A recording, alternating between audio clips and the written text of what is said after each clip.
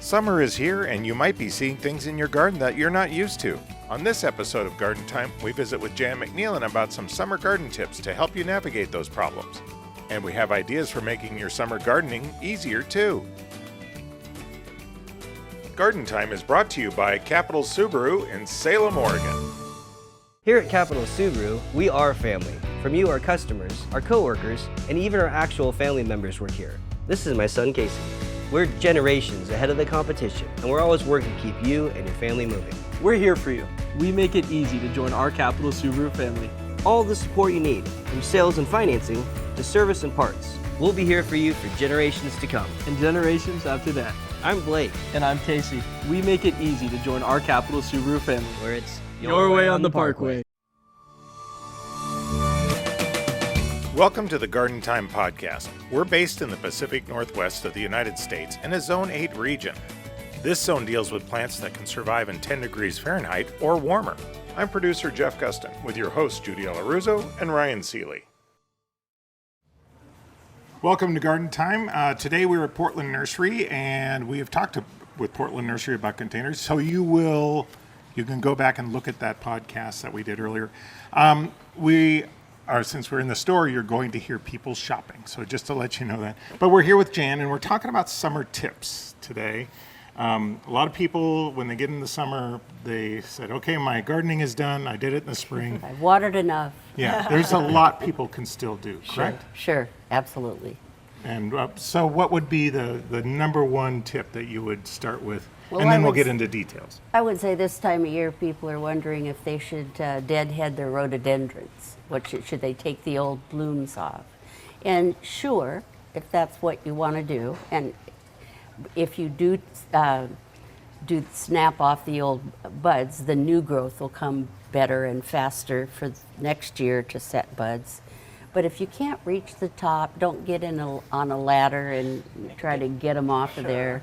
I always use the example of when you're driving up to Mount Hood and you see all the native rhododendrons, no one is... You're always out in the woods picking all the dead Yes, blooms okay, off? exactly. They're still going to bloom next year? Exactly. But just like any other spring bloom, camellias, rhododendrons, azaleas, clean off those old blossoms, and after anything that blooms in the spring, you clean it up and hope it'll set new buds for the next year. And what about pruning them? Yeah, So you have to be careful. Right, because now if my rhododendron, I realize, it's really too big for it is. It needs to get chopped back. If you're ever going to do it, it's right after it blooms. So if you're going to take it out, do it now. Pretty much, we always just say if the branch is in your way, cut it off, no matter what time of year it is. Right. No If matter the what pruners time are of year it sharp. is. Right, but yes, you can prune it back. I have one native that's very old in the front yard, and half of it has died out now.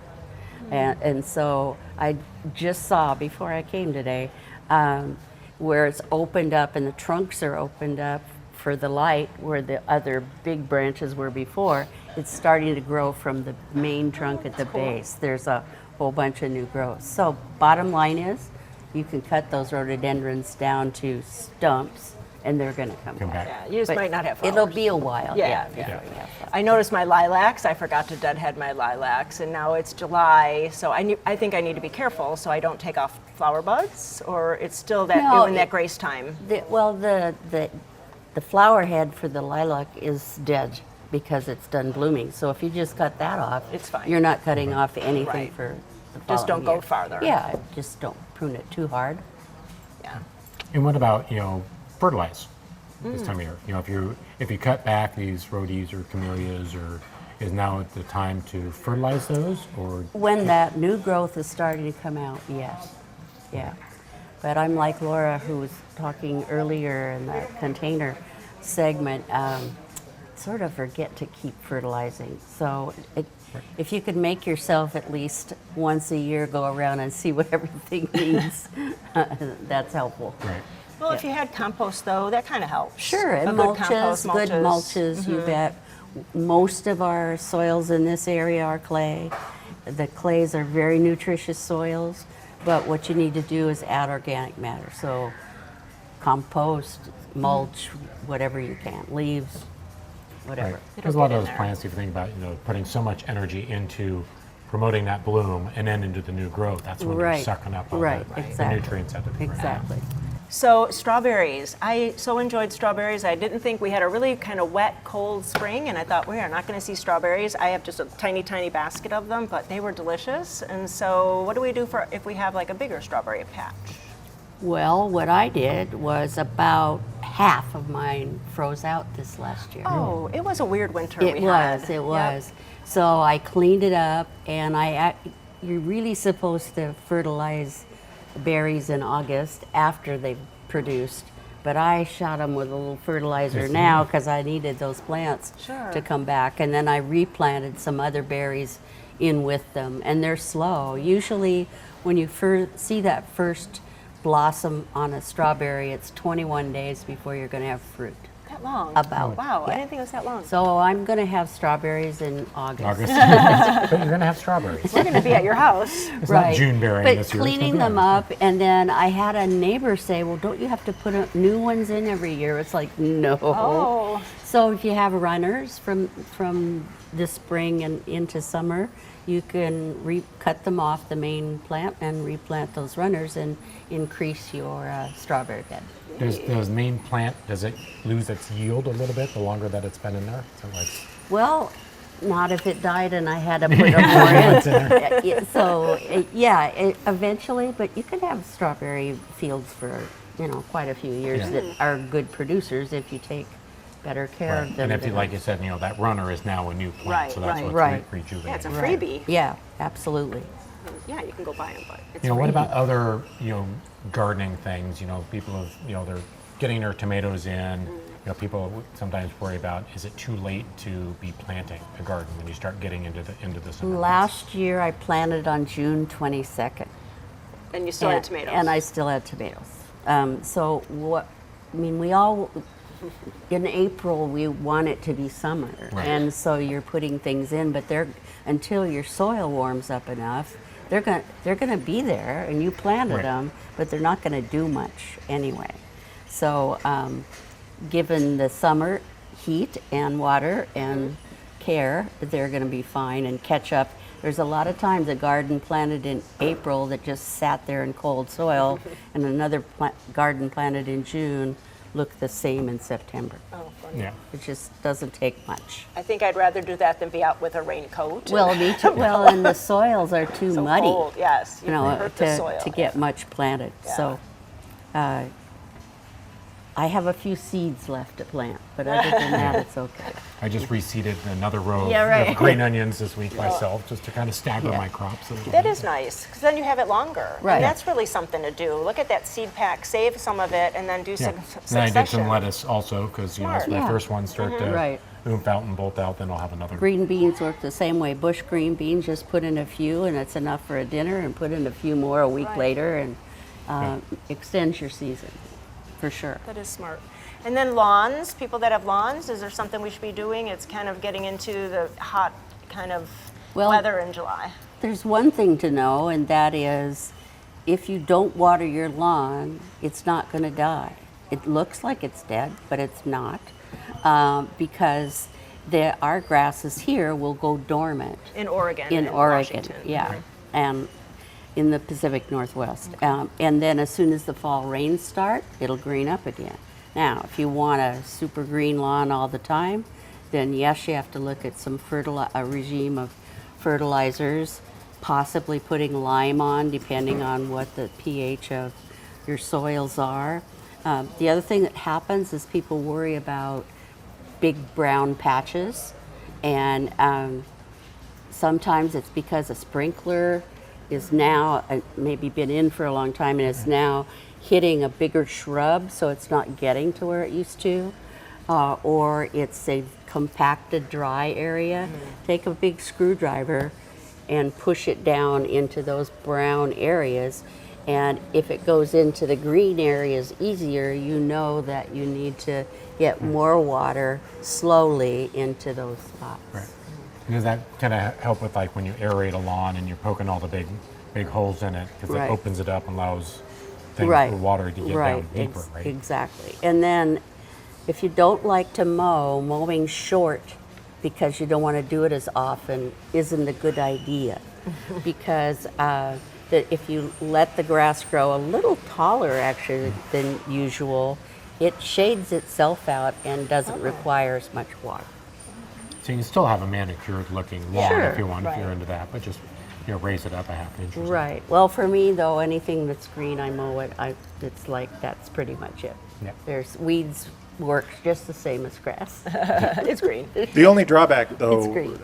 to the lawn thing is that when it does get going dormant, it becomes weak, and the weeds can sometimes Yeah. take over. So that's something you should watch as well, correct? If it dies out, yes. And then there's a really easy way to take care of that if you've got some patches like that, and that is get a mixed lawn seed and scratch up the soil in the area that you don't like, and put some seed in there, a little peat moss, and keep it damp. Now that's the trick, but to keep it damp. But also don't just do the patch, do out into the lawn that doesn't need it so that the grasses start to look the same. Otherwise you have this beautiful, nice lawn puddle in the middle of weeds. So, When you were talking lawn, you're irrigating, and maybe some shrubs grew up, and they're blocking things. So Right. maybe that's something else you can look at is, if you have a sprinkler system, Yeah. right. don't just take it for granted that it's just going to work the same as it did last year Right. and have the same coverage. So Right. are there things that we should be looking at as far as the sprinklers like that, or? Sure. I mean, if you know how to do it yourself, fine. If not, have somebody come in and test your system and make sure it's working correctly and it's covering what you want it to cover. You might need a new head to get it farther than it ever was before, or adjust it to make sure you're getting equal water on the whole thing.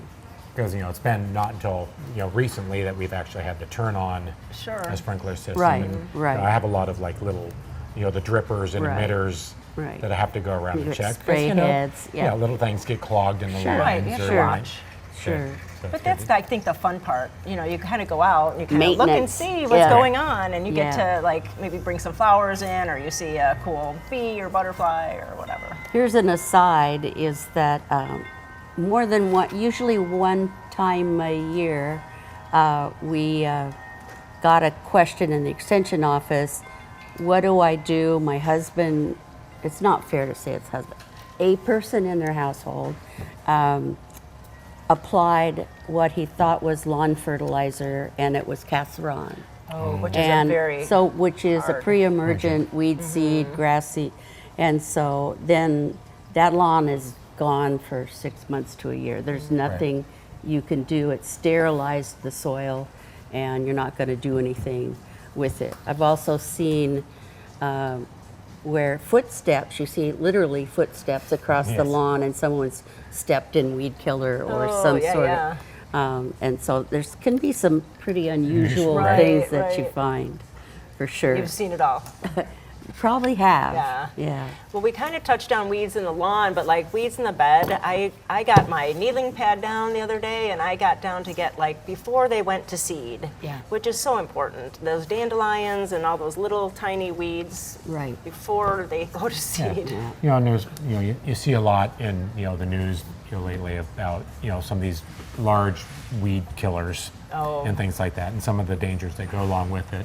But there's a lot of ways that you can do weed control that's like a more natural, organic. You could take a big piece of cardboard and lay it over the top for a Right. while and keep the sunlight from coming in. And if you're looking to make a new bed, you don't have to spray it out. You just have to block the sun long enough to. Yeah, and Get I back think to you can where you even were. make your own potions out of like vinegar and things like that will kill. You kill can weeds. make sure that when you do your proportions are correct, and that keeping in mind that the vinegar is going to change the pH of the soil enough that depends on what you want to put back in there. If nothing, then that's fine. But if you're looking to replant, Sure. just keep in mind that your soil may not be happy for a Gotcha. while. That is good. What else we got here? I don't know. She gave us So- 5 pages, so There's we don't want to only- miss anything. There's only 4. Oh, So, 4. so Okay, things excuse to, me. things to look at while we're out in our garden. Things are growing, and you'll start to see some pest kind of things in the garden. What kind of pest might we start seeing this time of year? Aphids. The dreaded aphids. Aphids, yeah. Spider mites. That'll happen as it gets drier and drier into the summer. Spittle bugs, which people don't like that foamy stuff on their Right. plants. The reason a spittle bug makes that spit or foam is to protect themselves because they can't manage the sun and the heat. So for spittle bugs, hose them off and either a bird will eat them or they'll dry out. Yeah. So it's a natural No, pest right. control. Right. It's a science project because For then you get to sure. see that little kind of caterpillar underneath. So I think that is. No, it's a little tiny it's a little green. bug. Yeah. And then aphids. I mean, there's sprays for aphids. I don't have a lot of aphids. I just spray them off with the water. Yeah, and then they come back. I use but- mostly water, and if it gets really bad, a lot of times I just, especially like with a rose, I know that not everybody would do this, but I just go very carefully all the way up to the top of the bud, and they're all squished. So not? immediate control. It's healthier for the environment. Oh, for sure. Wash your hands. The other thing, the aphids drip what's called a honeydew, and if you have a maple tree or anything that has a lot of aphids on it, they'll drip and it'll get on the leaves below. Right. And many times it can be a camellia, and then you see black mold on the surface of the camellia, and then people think there's something wrong with the that's true. camellia, but it's not. It's just a black fungus that actually grows on that honeydew. And there again, it's not going to kill the azalea, and you can hose it off. Oh, that's really a good tip because Yeah. I think we get so panicky. It's like I'm going to lose that, and there's really something simple. Right, and if you see like one leaf has a brown spot on it, pick it off. I mean, it doesn't mean that the whole plant is going to be affected. Right. You can tell when it is, if it's all over a particular plant. And really, with the warm weather coming, we don't have to worry about slugs, or maybe just in the shade, or if you water a Well, lot. I don't know. We'll have to ask the slugs. I have enough shade and enough hostas that I'm putting out the phosphorus bait Okay. just to keep it in check. Right. Yeah. And really, those are just a phosphorus. It's a chemical, not a chemical. It's an element. So Yes. you don't have to worry about really bad contamination. Well, no pet problems, Right. nothing. For children. So yeah, or animals. Right. So that's been a good way to do it. But you got to reapply it. Mm-hmm. It can take a lot of the slug baits can take a little rain, but if it's rained hard, I would reapply. Right. Or if you're irrigating. overhead irrigating Right, exactly. a lot too, then you're Exactly. kind of just washing a lot of that Sure, off. sure. Or put the beer traps back. So, Jan, I hear the buzz too is about mosquitoes during the summer. Sorry. Can somebody do to kind of reduce the amount of mosquitoes in their garden? Well, there's some plants that are considered repellents, but I don't have a lot of scientific information on that. I would say the biggest thing is just to reduce any standing water that you have. Old tires have water in them, and boy, that's a great place. Or just a bird bath that's sitting there and nobody's cleaned it out for a while or whatever. So make sure that all that standing water, and even sometimes you can water a pot and you've got a tray underneath and it fills with water and then it sits there for a while. The other thing is there's a product called Dunk, which you can put in the water. Animals can drink the water, it's okay, but you put it in the water and it kills the mosquito larvae. And you don't need, literally they look like a donut.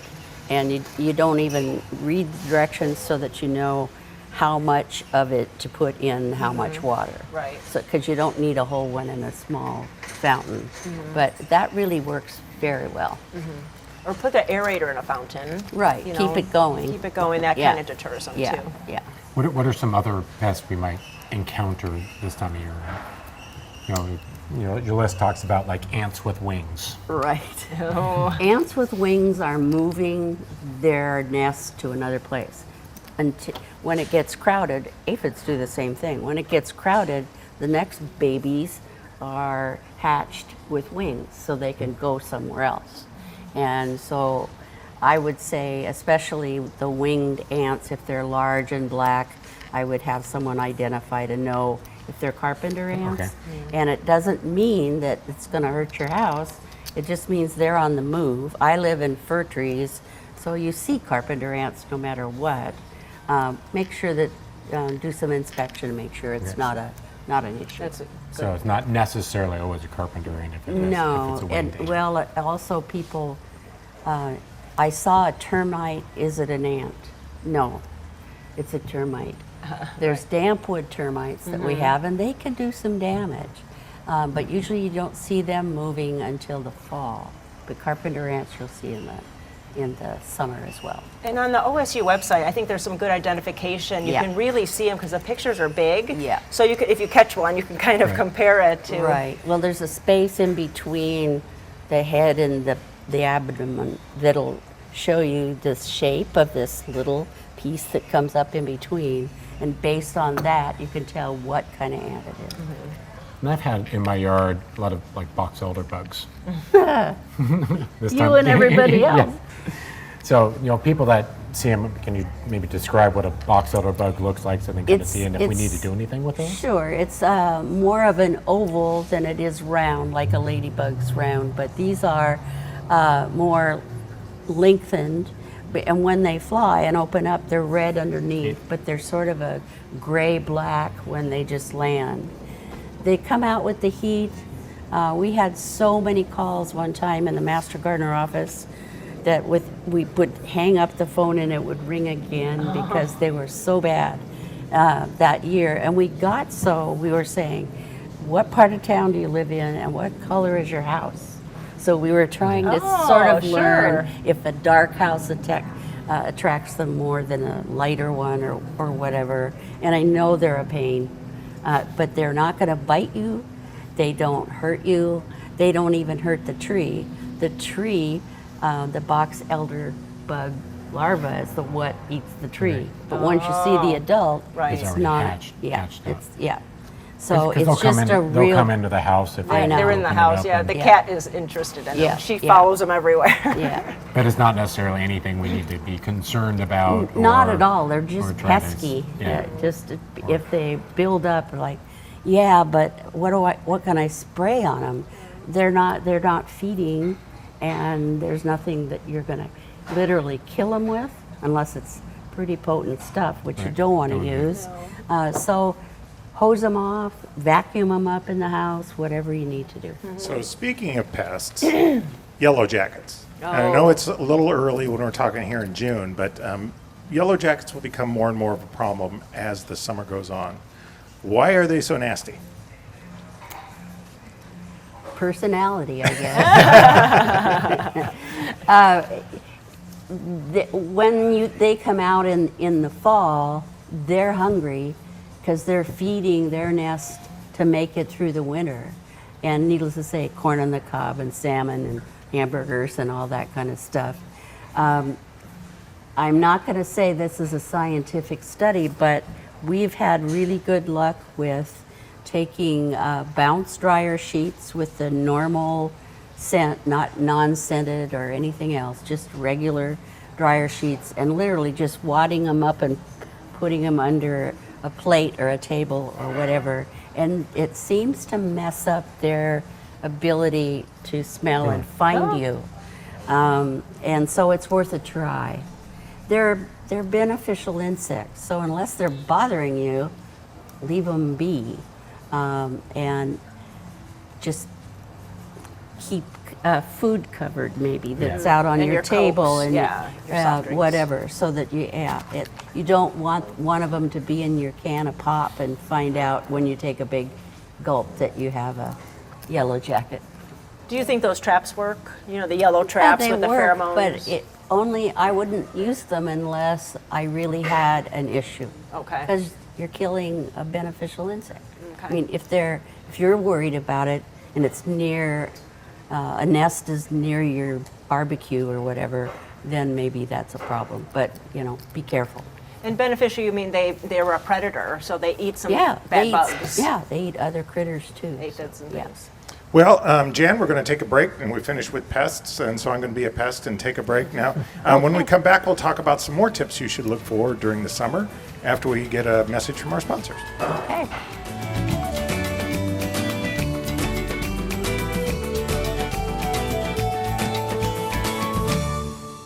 Here at Capital Subaru, we are family. From you, our customers, our coworkers, and even our actual family members work here. This is my son, Casey. We're generations ahead of the competition, and we're always working to keep you and your family moving. We're here for you. We make it easy to join our Capital Subaru family. All the support you need, from sales and financing to service and parts. We'll be here for you for generations to come. And generations after that. I'm Blake, And I'm Casey. We make it easy to join our Capital Subaru family. where it's Your way on the Parkway. For 75 years, Al's Garden and Home has been a favorite destination of local gardeners. Starting in a small roadside fruit stand off of 99E in Woodburn by Al Biggie, Al's has grown to 4 retail locations in the Portland metro area that also includes a huge growing operation near Hubbard. To ensure that you get the highest quality, Al's grows over 80% of the plants they sell. This 4th generation family-owned business is now one of the most recognized garden centers in the country. Stop by one of our 4 locations to learn why Al's is the first stop for Northwest gardeners. Dram is celebrating 75 years of design and manufacturing of quality watering tools. Dram products feature 9 water patterns and are designed to nurture your plants with a shower of rain. Dram for lawn and garden, available at garden centers near you. At Sagawa Nursery, we always talk about taking your garden from ordinary to extraordinary. For us, that means bringing you the newest and best plants and unique garden items to you, our customer. For you, that means we'll help you transform your garden into something that's extraordinary. We also have some great gift items and even a few surprises for inside your home, too. Sagawa Nursery, growing beyond the ordinary.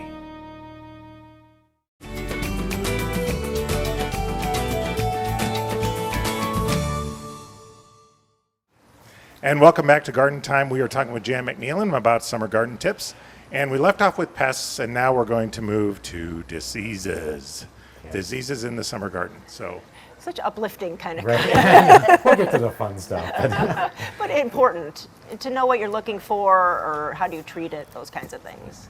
Well, I think number one, you do need to make sure that you know what it is and what the treatment for it, if there is a treatment. Because like blossom end rot is really not a disease, it's an element that's missing in the soil for that tomato. But a lot of folks think that it must be a fungus or making that tomato black on the end. And all it is a lack of calcium in the soil. And once it's there, you can't do anything about it. But you can remember to keep it watered and to keep that plant as healthy as can be, and then you just cut the black spot off. It's not anything that you can't eat. Right. And so next year you should put some lime down when you're planting. Yes. And that really helps. Yes. And even watering. And Right, even watering. The other thing too is, maybe this is off a little bit, but is even watering with cucumbers and zucchini and those types of summer squash. Because if it's uneven watering, you know how they're supposed to be nice and round and firm, and then one end is all twisted and skinny, and that's a lack of water where it pulls it out of that end, or even at the stem end, and then it can be bitter. It can be literally very bitter. So what I do, if it looks funny, cut it, put it on your tongue, and if it's bitter, cut some more off. Till you get there. Trying to think of other diseases this summer. You know, like you'll see a lot of like flowering cherry trees. right. You know, this spring they're in full bloom, and now they're kind of, you know, the blooms are all off and they're done. And you notice some of them may have like holes. Yeah, it's in called the- shot hole, and it's a disease. And so at that point, you really can't do much about it. If you want to start using fungicides and chemicals, you need to understand how much and when, and make sure that you're treating for the correct disease. But shot hole, what happens, it looks awful and it looks like your tree is going to die. And then a new growth comes and it's not there. So it's a stage kind of thing. So maybe go to your independent garden center, come to Portland Nursery here, or look at the OSU extension. It has all the information how to take care of fruit trees, when you spray, what to spray. Yeah, and to how to identify if you have a problem, for sure. And then also sometimes this year, as things warm up, we'll see wilt in a tree, and we think maybe it's like on a dogwood, might have some wilty leaves, that we need to water it a lot more. But it could be a different problem. Could be anthracnose. And still, even with verticillium wilt with maples and anthracnose, sometimes if you're not going to spray, it helps to fertilize and water well so that you give that plant a better chance of surviving a disease. But there again, just making sure that you have the problem identified. I mean, a brown leaf isn't going to really tell you what it is. So there's a number of things that you can do. Most of the things is by the time you see that disease, you're not going to take it away by doing any kind of treatment. Right. It's not going to make that wilty leaf perk back up or put the hole back in the leaf. But it's, you want to prevent a spread, and that's where experts, get identified at your garden center or like a Bartlett Tree Service or something like that. Arborists can come out and recognize that. And then what about roses? So many people have roses, and it's like we're into the dry part of summer, so you really shouldn't be seeing black spot. But maybe there's still leaves on there. There can be rust and black spot and aphids and a number of other things. What I've also noticed, if you have the option, there's some rose varieties that are very susceptible to problems or very resistant, depending on which. I have one rose that has no black spot, has no rust, gorgeous, shiny, blackish green leaves. The flowers are fine, and I don't think I've even noticed any aphids on it. So it's a variety that's really resistant to issues. But some of the older ones, the peace rose and Tropicana, and some of the other ones, although beautiful, will be more susceptible. True. Yeah. So maybe look at that when you're shopping. Right. Yeah. It's always listed on the tags. Right. Definitely. Any other disease things we need to look at, or? I'm thinking. Well, with our trees, if you're concerned, call an arborist, call professionals. Sure, or just take a branch into a garden center and ask them What about on like conifers, when you get a lot of like needle drop on the inside, or browning needles? In the dry weather, if you've got browning clear to the tip of the branch, there's a problem. It might be the roots, it might be just drought or whatever.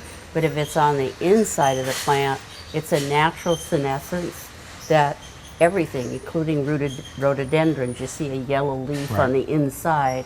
It's a natural senescence, and some years it's much worse than others, where, say, western cedar, you'll see that drooping, and it's called flagging, and it'll come off in the winter when the winds start. So as we're warming up and getting through these things, and we're out in our yard watering, we talked a little bit about that. There's some practices that are better for watering and better ways to water than others that we kind of need to be aware of, like times of day, whereabouts to water as far as on the foliage into the ground. What are some good tips to be watching as we? It's better to water deeply and infrequently than it is to just sprinkle. So you could think you've watered. Okay, you're going to water the lawn, or you're going to water a flower bed, or a raised bed, or a pot even. Do what you think you should do, and then go around, stick your finger in the pot and see if it's moist. Right.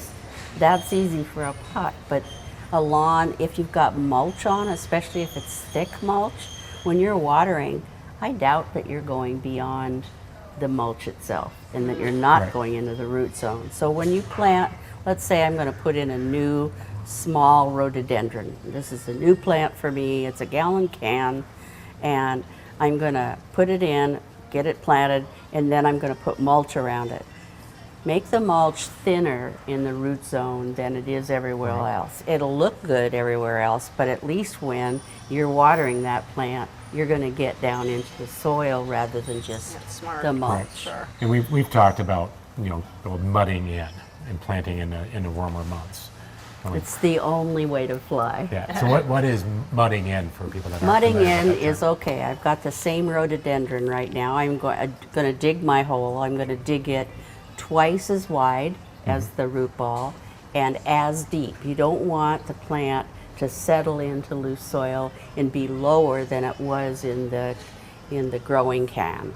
So, okay, I'm going to put this, I've got it in the ground, and before I backfill the soil, I'm going to take the hose and I am going to poke it down in the base of that plant. I'm going to fill it back in, and I'm going to do it again, and then I'm going to wet it again so that that new plant is literally not in mud really, but that's what it's called. But Right. but so that new plant is in a very, very moist soil environment. So that's what, and when it's really hot, that really helps. Of course, if it's like today, wait till it's evening or early morning so that you take a little stress off the plant. And then that's not the last time you're going to water any plant.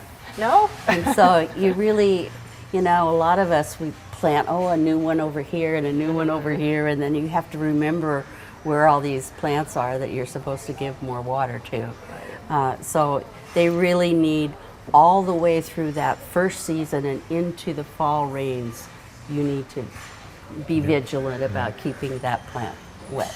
So really I like to go out with a beverage, sometimes an adult beverage, but then I do my watering and it's like I'm not in a hurry. Right. So I'm enjoying my garden and I'm really like staying there, letting it soak in. Right. We can't be in a hurry to water. And you No. may go back to it and water it. Yes. Go water a few more things and Right. then go back and hit it again just to make sure that it's. I often do that with pots. I'll water that pot, let it soak for a minute and go do these, Right. then I'll come back and do that one again. And then with hanging pots, we always say that water it enough so that it's draining through the drain hole in the bottom. And that's a different amount depending on the kind of soil and how large the pot is. But just keep those hanging pots moist. Right, because you have to worry about the wind too. We get some really kind of big drying winds. Yes. So yes. it's not just the sun or Yeah. the temperature. Yeah, yeah. And what about time of day? Is it better certain times of the day to water than others? The theory is yes. That's the reality. Practicality of it, yeah. My theory is you water when you can. Yes, early in the morning is nice. Late in the afternoon and the evening, yes, there might be, if you're watering roses, there might be more disease there, but not everybody has a strict routine that's Right. going to fit when Right. we will tell you when to water, and you will never have time then. So water when you can. Right. If that plant is wilty in the afternoon, Yeah, you don't got wait till the it. next Yeah. morning to do it. Go ahead and Exactly. get water on it now. Exactly, exactly. And what about that old wives' tale that if you have droplets on the leaves, you're going to burn them? Nope. Nope, that's not No, true. it's just water. It's try it yourself with a magnifying glass and see if you can burn it or not. And no, it doesn't hurt it any. Yeah. The plant needs it. It needs it. Right. So right. get out there. Right. And there's indicator plants. I mean, hydrangeas will tell you Oh, right away if yep. you need water. And actually, I have a rugosa rose that's not happy right now, Oh. no matter how much water I put on it. So that's when you start checking for voles under the soil that are making tunnels, Right. and no water is going anywhere. Right. So. But there is, like, if it's a really hot day and the soil is moist, you know that you've watered and the plants are still flagging, it's because it's so hot. Right, and likely they're gonna look fine the next day because they have enough soil moisture. Like I said, my hydrangeas do it every year. Yeah. They leaf out, and then the first warm day, they'll Right. wilt down in about 2 seconds, and then the ground's plenty moist. Right. Yeah. And it's moisture. They just Yeah. can't take it all, and then Yeah. eventually they kind of harden off as the season progresses, and you don't have that. Can you kind of- dismiss them and maybe that'll help, or it doesn't usually do anything? I don't think it does a lot.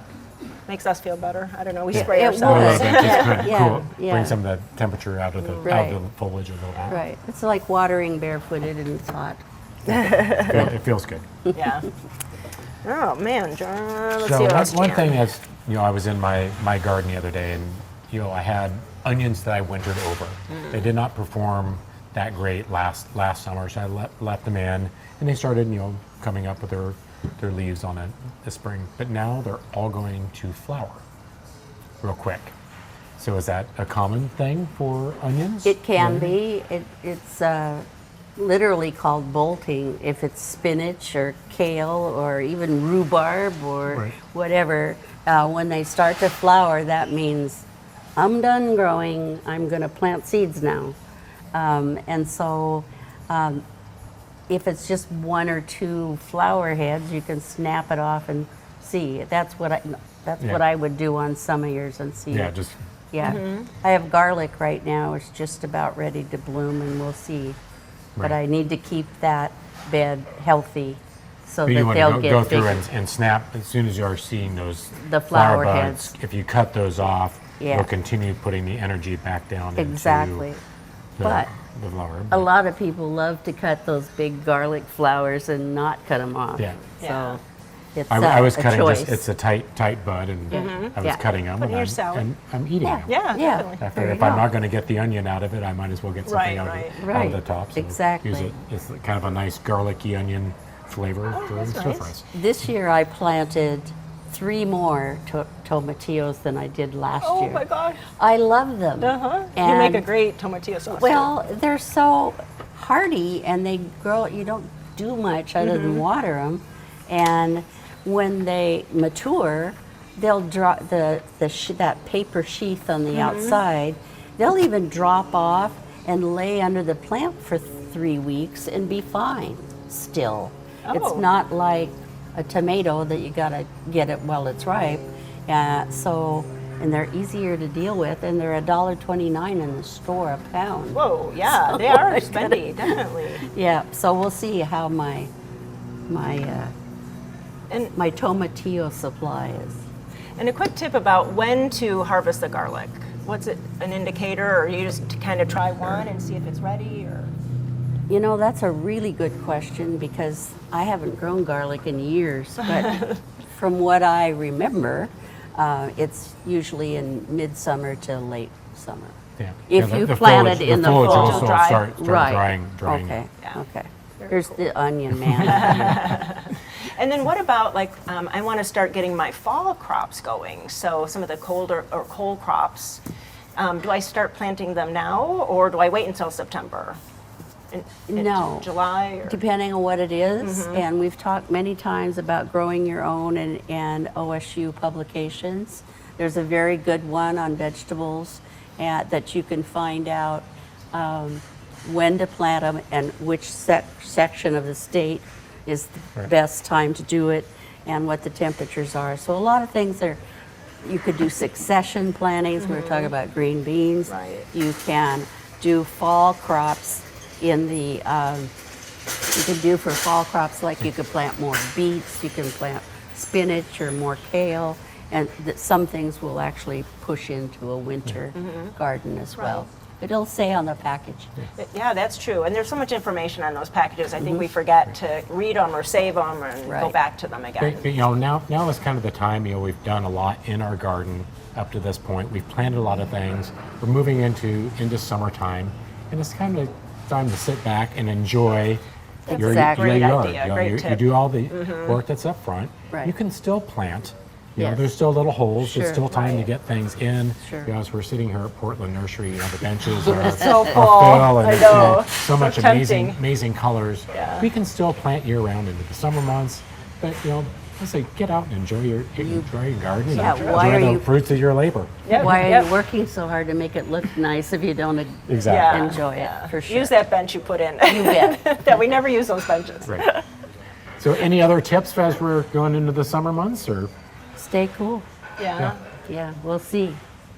Well, thank you very much, Jan. Great tips as always. We can always go to the Oregon State University Extension website for more information. I have that on the screen. If you're not in the Oregon area, every state has excellent information through their University Extension website. So just look for the one in your area.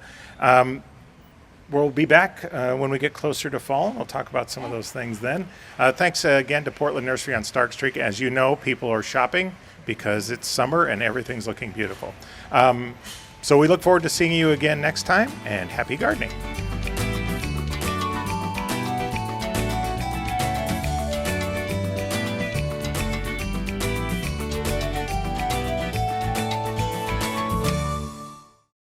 Hi, I'm Sarah with Portland Nursery, where our passion for plants has kept us rooted in this incredible community. A lot has changed since we first opened our doors, but through it all, we've remained family-owned and operated, dedicated to providing our neighbors the largest selection of the highest quality plants Portland has to offer. With hundreds of new plants arriving each week, you're guaranteed to find something exciting and unique. Portland Nursery, a passion for plants, at 50th and Stark, 90th and Division. DRAM is celebrating 75 years of design and manufacturing of quality watering tools. DRAM products feature 9 water patterns and are designed to nurture your plants with a shower of rain. DRAM for lawn and garden, available at garden centers near you. Here at Capital Subaru, we are family. From you, our customers, our coworkers, and even our actual family members work here. This is my son, Casey. We're generations ahead of the competition, and we're always working to keep you and your family moving. We're here for you. We make it easy to join our Capital Subaru family. All the support you need, from sales and financing to service and parts. We'll be here for you for generations to come. And generations after that. I'm Blake. And I'm Casey. We make it easy to join our Capital Subaru family. Where it's your way on the Parkway.